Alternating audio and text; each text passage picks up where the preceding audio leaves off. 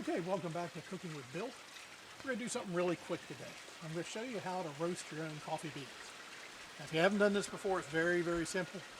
I don't recommend doing it inside, although when you go to some of the sites, they do have that available for you, but I find it tends to smoke too much, and you might end up having people call the fire department.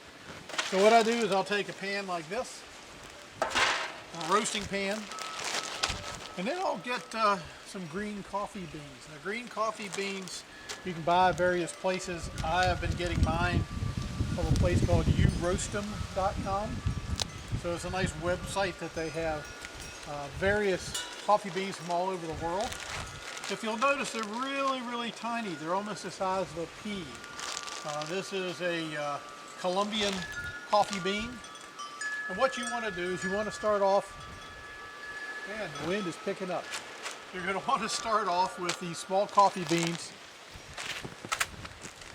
And when you get done, you want them to be like this. Now what we've done is we've set the grill on full, so it's going to be between 400 and 500 degrees, and that gets really hot. So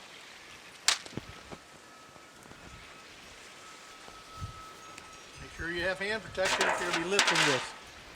So we're going to take and pour the coffee beans into here, and then when we come back, I'll show you as they start to roast. You'll start to hear a popping sound. It'll sound like popcorn. At that point, you need to start stirring these, keeping the edges. As it gets hot enough, you'll probably turn down your heat to maybe have just the outside burners on and keep the direct heat off of the beans as they're starting to brown up. They'll turn different colors, and so one of the colors will be a lighter brown. You don't want to say that's good. It's not a blonde as far as the texture or the taste. They'll just taste like a nut as opposed to a coffee bean. So let me get this started. We'll get back and I'll show you as it's cooking. Okay, we've been cooking for a while. I want to show you what this is looking like. You can see these are starting to get dark.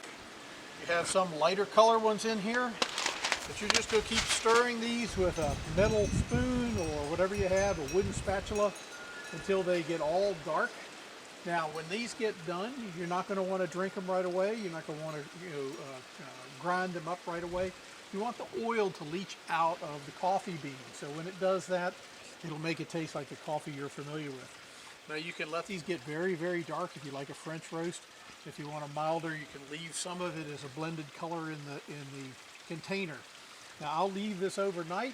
Once it stays overnight, all of that oil will come out. It'll smell like coffee. It'll be great. When you're initially roasting them, though, that roasting sounds like you're burning wood, and it's not a good smell necessarily in the house. So I wouldn't recommend doing this in the house.